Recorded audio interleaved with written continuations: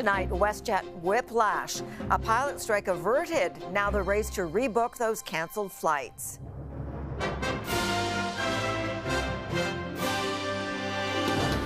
From arrivals to departures. I have been flying for like over 2 days now. The frustrating fallout. To end this trip like this is kind of not ideal for us.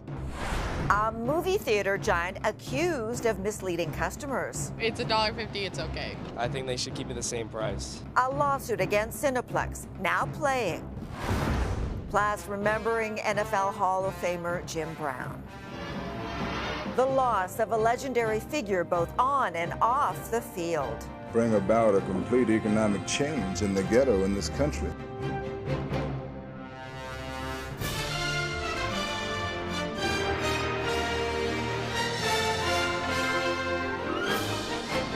CTV National News with Omar Sachedina.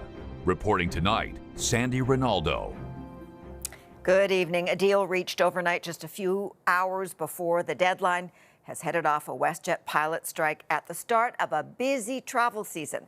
The union says the deal comes after months of tough negotiations and that it will benefit everyone involved, from our company to our passengers and fellow employees. But the new agreement comes too late to avoid hundreds of flight delays and cancellations, leaving many customers annoyed and angry. CTV's Adrian Gabriel starts us off. A trying travel nightmare averted for some. We were definitely really relieved. We were sort of cheering in our bedroom. From sky-high smiles to seething frustration, at least 230 WestJet flights were canceled over the last few days, according to FlightAware. There's a lot of uncertainty up in the air. WestJet doesn't pick up their phone. Nicholas Ho and his girlfriend Desiree Johnson were enjoying their trip to Rome.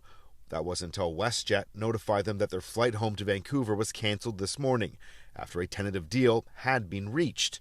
They spent their day struggling to get answers. Trying to get help has been not super fun. We look forward to ensuring that our guests can safely get where they need to go with the service that they deserve. WestJet's CEO sent out this recorded video statement shortly after the 11th hour agreement in principle was struck, following more than 8 months of negotiations. Specifics of the deal weren't released today, though priorities at the bargaining table included job security and salaries, with WestJet pilots claiming they earn roughly half of what some of their U.S. counterparts bring home. We have helped set a new standard for pilots in Canada that will hopefully keep pilots in Canada rather than having them leave to go down to the United States. This week's standoff could set the stage for an even larger labor negotiation. Air Canada's pilots are represented by the same union as WestJet's, and they can begin bargaining this September. So there's going to be a lot of monetary pressure on Air Canada, that ALPA has, in exercising their bargaining rights for the fall. For Nicholas and Desiree, the stranded couple shared this message: should the airline or its pilots feel the desire to treat passengers as pawns in the future. Do better. We're probably not going to fly with WestJet again. A final vote on the tentative deal is still weeks away. The pilots who were at the bargaining table tell us they're hopeful that the offer will be ratified and that WestJet planes will remain where they belong, in the sky. Sandy? Adrian, thank you. Russian fighter jets may soon face a challenge in the skies over Ukraine. The U.S. is reportedly giving permission for NATO nations to provide F-16s and train Ukrainian pilots. That conflict was part of the G7 talks today, with a past war serving as a stark reminder of what's at stake. CTV's senior political correspondent Glenn McGregor reports from Japan. This gathering of G7 leaders began on a solemn note at the memorial for those killed by the atom bomb that leveled most of the city. Left standing, the Genbaku Dome, now a symbol of remembrance.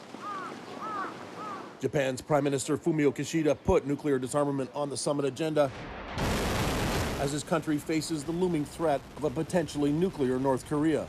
Welcome to Japan. So happy you're very much coming. Justin Trudeau told Kishida his city is a warning to us all in a very difficult time. Some of those who survived the atomic bomb had a stark message for the leaders. When they go home, this man said, they should explain to their people what survivors have gone through and how inhumane nuclear weapons are. At the G7 table, leaders agreed to do more in response to Russia's invasion of Ukraine, tightening economic sanctions and blocking exports of technology or equipment that could be used to support its military. Today, Canada's announcing more than 70 new sanctions on entities and individuals complicit in the military actions against Ukraine. The group also appears ready to support Ukraine's request to help bolster its air defenses. Ukraine's President Volodymyr Zelensky is expected to speak to G7 leaders this weekend to push for F-16 fighter jets. U.S. President Joe Biden is prepared to waive export restrictions to allow the American-made jets to be loaned to Ukraine. The U.K. is among the countries offering to help train pilots on the advanced fighters. Russia needs to know that we and other countries remain steadfast in our resolve to support Ukraine. Canada and the other G7 countries issued a joint statement called the Hiroshima Vision for Nuclear Disarmament, condemning Russia for threatening to use nuclear weapons and pledging to work towards global non-proliferation. Sandy. Glenn McGregor in Hiroshima. And Volodymyr Zelensky will reportedly be at the G7 in person this weekend. Today, he was in Saudi Arabia at a summit of the Arab League to canvass support. Saudi Crown Prince Mohammed bin Salman has promised to mediate with Moscow. And after a decade's absence, Syrian leader Bashar al-Assad was welcomed back to the Arab League. The dictator has received heavy support from Russia in his country's civil war. After heavy pressure from Ottawa to step up, Ontario is sweetening the pot to save car-making giant Stellantis from pulling the plug on a battery plant in Windsor. The province wouldn't divulge how much it's anteing up, with a final deal still not nailed down. CTV's Judy Trin reports. Shovels have been silent at the Windsor Stellantis site for days after the automaker went public with demands for more subsidies from the federal government. Ottawa pressured Ontario to step in. I'm not going to get into the full details until the announcement comes out, but this is all about protecting jobs and the people. That's what it comes down to. Construction on the $5 billion electric vehicle battery plant was stopped because negotiations had stalled. Initially, Stellantis and its partner, South Korea-based LG Energy, were getting $1 billion in subsidies. That paled in comparison to the $13 billion the federal government offered Volkswagen to build a plant in St. Thomas. Subsidies spurred by the hundreds of billions in tax breaks that Washington is using to lure clean energy companies to the U.S. We have always said, and you have to go back to the fall economic statement where we said we would level the playing field with the United States. The industry minister hinted that a new deal was close after dinner diplomacy with LG's president during his visit to South Korea. We had dinner for 2 hours and he stayed with me for 2 hours. That's already a pretty good sign to me. That progress is a relief to the auto industry. 2,500 Stellantis jobs are on the line, along with spin-offs. The possibility of having these many jobs at risk, plus the future jobs and thousands of jobs in the supply chain currently, was just too disastrous to kind of contemplate. Two provincial sources tell CTV News that a new Stellantis deal will be announced within days, that the deal will involve a federal government commitment to help speed up approvals to extract critical minerals in northern Ontario and to build a new highway in the Greater Toronto area. Sandy. All right, Judy, thank you. A convicted killer, one of Quebec's most wanted criminals, has been recaptured more than 4 years after he escaped a minimum security prison near Montreal. Denny Began was serving a life sentence for second-degree murder when he escaped in February 2019. Police say he was arrested Monday in relation to a different case and not his escape. Indigenous leaders in Saskatchewan are calling for an inquiry into the death of 13-month-old Tanner Brass after the Public Complaints Commission found police in Prince Albert neglected duty when they failed to check on the child.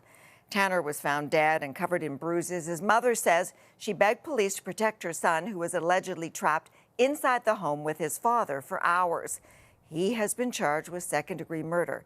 The tragedy has led to accusations of racism and incompetence. The chief of police has announced he is retiring. Well, provincial officials in fire-ravaged Alberta are pleading with residents to do their part as extreme fire hazards are expected to persist throughout the long weekend. This weekend is not the time to drop our guard. The wildfire threat remains as serious as ever. Hot and dry weather is expected to challenge crews trying to get control of the nearly 100 wildfires currently raging. A fire ban is in place, and some provincial parks have been closed in an attempt to prevent the spike in human-caused fires that happens every May-long weekend. Last year, we saw 97 new wildfire starts over this weekend, and that was under much less extreme wildfire danger levels. So far this month, wildfires have destroyed more than 275 structures and burned an area 10 times the size of Calgary. Now, one of those areas battered by flames is near the northern community of Fox Creek. The town was evacuated nearly 2 weeks ago, and last night the only highway in and out had to be shut down. But today, with an RCMP escort leading the way, CTV's Jessica Robb got a closer look. Smoldering power poles line the side of the highway, some no longer standing upright. RCMP say the fire jumped the highway last night. Just shows how quickly and mobile these fires are, and how something like a roadway, even cement, it doesn't matter, right? It can still get past that area. Sparks that landed on the west side are now smoldering spots. Fire crews stayed up until the early hours of the morning fighting. This stretch of highway between Fox Creek and Little Smoky was closed yesterday by RCMP, and it's easy to see why. As the wind changes and smoke switches directions, helicopters carrying water to douse the flames can be spotted. We have firefighters, we have aircraft and heavy equipment all working to reinforce the containment lines that we've been building there. Alberta Wildfire says the fire hasn't reached the town, but one is burning a kilometer away and didn't want to comment on how much closer it's moving. Heading into the long weekend, the town of Fox Creek is asking people to show their support to first responders through a message. Comments on a post on Fox Creek's Facebook page are being displayed on a digital billboard in town. The only people inside to read it are the ones fighting the flames to keep the town safe. Jessica Robb, CTV News, Fox Creek. Now, Canada's largest cinema chain, Cineplex, is in the crosshairs of Canada's Competition Bureau, hit with a lawsuit over what is being called deceptive pricing on movie tickets. As CTV's Vanessa Lee reports, the issue stems from a small fee with million-dollar consequences. Caught in their own legal drama, Cineplex is being sued by Canada's Competition Bureau. The consumer watchdog says the movie giant is using misleading tactics to deceive customers and breaking the law with an additional fee for tickets purchased online. I think they're taking off advantage of people who are lazy. I think they should keep it the same price. Did you know that they charge an extra fee when you buy online? No. If you get 2 tickets to Guardians of the Galaxy inside, it'll cost you $25 plus tax. If you get them online, it's an extra $1.50 per ticket. The Competition Bureau says it's considered a form of drip pricing, also known as a junk fee. Advertising a product at a certain price, but then adding a mandatory charge at checkout. In a statement, Cineplex says there is no merit to the allegation. Our online booking fee is entirely optional and provides the convenience of advanced seat selection. All of this information is clearly stated on our website. The fee was introduced last June. The Bureau says it generated nearly $17 million in revenue in the first 9 months. I think a lot of consumers really doubt that it costs them more to sell them a ticket electronically, where the consumer does all the work instead of a clerk. The watchdog wants Cineplex to pay a penalty and offer restitution to affected moviegoers who don't want to have to shell out more for a night out. Vanessa Lee, CTV News, Montreal. Coming up after the break, Disney World and the deepening feud with Florida's governor. Plus, this group is uniquely placed.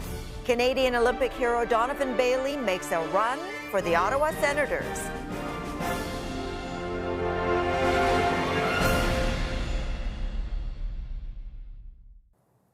Donald Trump has a new contender in his race to take back the White House after a Republican senator from South Carolina announced he will run for president. Tim Scott filed paperwork today declaring his intention to seek his party's nomination. Scott, the Senate's only Black Republican, is expected to make his formal announcement on Monday. And And the Republican field will be even more crowded next week when Florida Governor Ron DeSantis is expected to throw his hat into the ring. The controversial politician prepares to launch his campaign just as his ongoing public feud with the Walt Disney Company is heating up. CTV's Washington Bureau Chief Joy Malbon reports. In the magical world of Disney, it seems you don't mess with the mouse. All right. Days before Florida's Governor Ron DeSantis is expected to take a run at the presidency, the Walt Disney Company scrapped plans for a nearly $1 billion office complex in Florida, costing the state nearly 2,000 jobs. Employees were told the reason? Changing business conditions. It's a missed opportunity for us. All this comes on the heels of a bitter feud between Governor DeSantis and the entertainment giant. Here's what CEO Robert Iger said last week. Does the state want us to invest more, employ more people, and pay more taxes, or not? The bad blood began last year when Disney spoke out against the governor's so-called Don't Say Gay law that bans classroom discussion about gender and sexual orientation. We will fight the woke in corporate America. We will never, ever surrender to the woke mob. DeSantis, who married his wife at Walt Disney World, also stripped the theme park of its special tax status. Now Disney is suing. Testing the political waters in New Hampshire today. To put one corporation on a pedestal and let them be exempt from the laws is not good policy. Not backing down from Disney and prepping for an all-out brawl with Donald Trump for the Republican nomination. So we're talking about a governor who is going to be in a two-front war with one of the biggest media companies in the world and Donald Trump. And I think that alone speaks to just how volatile this could potentially get for Ron DeSantis. Trump has attacked DeSantis relentlessly, sees him as his chief rival, but no one is counting the governor out. After months of flirting with the idea, DeSantis is expected to announce next week he's in the race for the White House. Joy Malbon, CTV News, Washington. Well, a Canadian who sprinted to gold medal fame in the 1996 Olympic Games in Atlanta is now part of a group submitting a bid to buy the NHL's Ottawa Senators. They can't imagine, the amount of fans that we'll have filling the stands. I'm used to doing that around the world in track and field, and it'd just be great to do that in Ottawa. Donovan Bailey is joining rapper Snoop Dogg and producer Nico Sparks in a bid to become the NHL's first Black-led ownership group. A Quebec First Nation has endorsed the submission, which is one of 4 offers on the table. Still ahead, a military entrance East Coast style. For a Colonel-in-Chief and Princess Royal.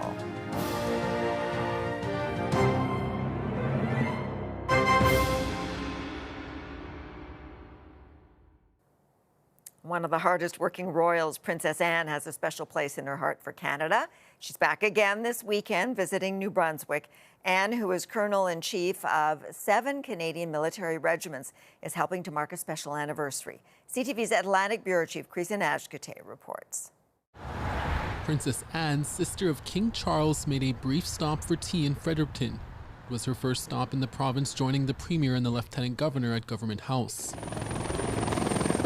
Next, she arrived by military helicopter to meet the RCMP in Moncton and laid a wreath at a memorial for the 3 RCMP officers who were shot and killed in the line of duty in 2014.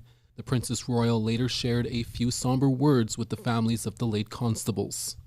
It was an honor that she took the time to come to Moncton, come to the monument, visit with all of us, and chat with me and my girls as well. I thought the ceremony was quite beautiful. I'm very grateful that Her Royal Highness took the time to come and pay her respects.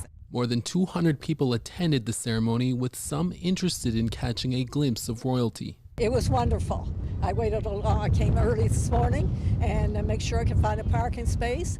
Princess Anne is also here to help celebrate the 175th anniversary of the 8th Canadian Hussars.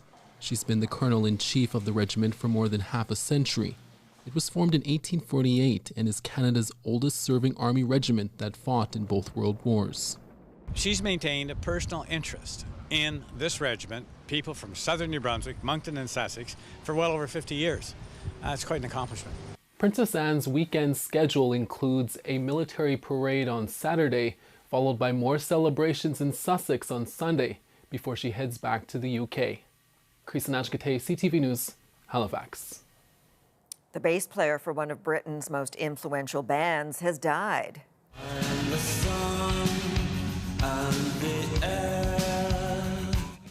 Andy Rourke was an original member of the Smiths, who formed in Manchester in the early 80s. The group deliberately shied away from the mainstream and found a huge cult following.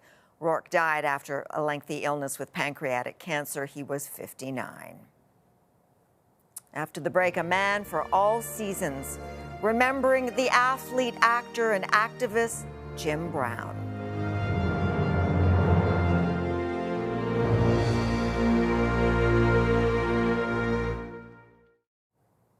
We leave you tonight by saying goodbye to one of the most gifted athletes of the past century. Jim Brown was a powerful presence on the football field, on screen, and for social activism. Here's CTV's Heather Butts. Mr. Brown batters through the cards, 41 yards to touchdown territory. One of the greatest players in football history, Jim Brown was a force on the field. Jimmy Brown breaks loose. He grew up in Georgia, was a standout running back and an All-American lacrosse player. Drafted by the Cleveland Browns in 1957, he was an instant star and fan favorite. Brown was unstoppable, capturing Rookie of the Year and League MVP honors. Here's a slip to Jim Brown, into the 25. Rushing for more than 12,000 yards and scoring 126 touchdowns, he shattered the NFL's record books in his 9-year career. His wife announcing his passing on social media. To the world, he was an activist, actor, and football star. To our family, he was a loving and wonderful husband, father, and grandfather. Our hearts are broken.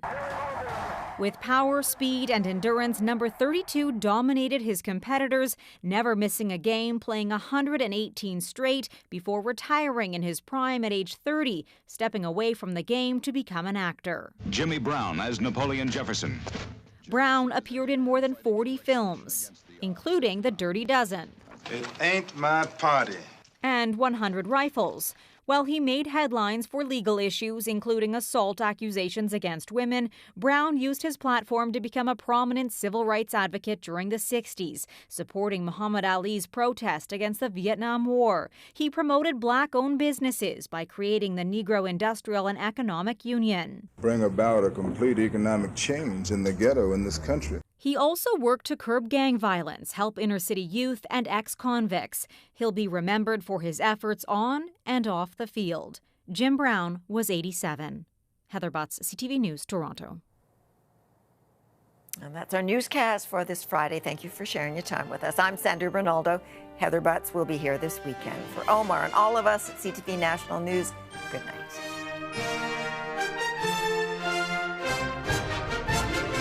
CTV National News, Canada's #1 newscast.